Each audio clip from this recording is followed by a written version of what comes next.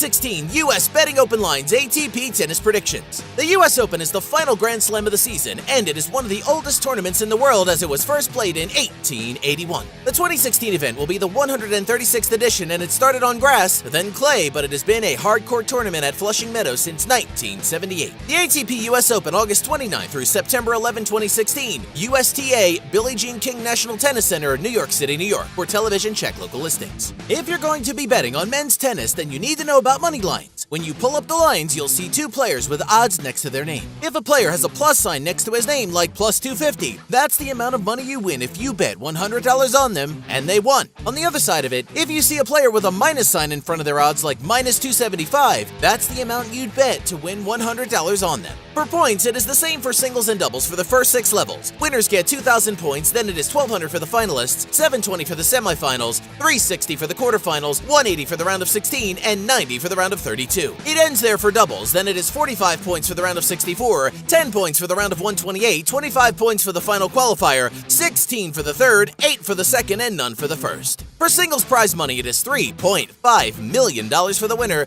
$1.75 million for the finals, $875,000 for the semifinals, $450,000 for the quarterfinals, $235,000 for the round of 16, $140,000 for the round of 32, $77,138 for the round of 64, $43,313 for the round of 128, none for the final qualifier, $16,350 for the third, $10,900 for the second, and $5,606 for the first. For doubles prize money, it is $625,000 for the winners, $310,000 for the finalists, $150,000 for the semifinals, $75,000 for the quarterfinals, $40,000 for the round of 16, $24,500 for the round of 32, and $15,141 for the round of 64. It is the final Grand Slam of the year, so if a player is healthy and eligible to play, he will be here at Flushing Meadows. Serbia's Novak Djokovic won his 7th singles title of the year here with a win at the U.S. Open, beating Switzerland's Roger Federer in 4 sets. That made it 3 of 4 Grand Slams in 2015 for Djokovic, who now has 10 overall. And he also won the Australian Open and Wimbledon. He lost to Switzerland's Stan Wawrinka in the final of the French Open. It was Djokovic's 2nd win at the U.S. Open, but he still has a way to go to catch up to the leaders. Americans William Larned, Richard Sears, and Bill Tilden all won 7 times before 1929, while in the Open era, 3 men have won 5 times. The American duo of Jimmy Connors and Pete Sampras, as well as Federer.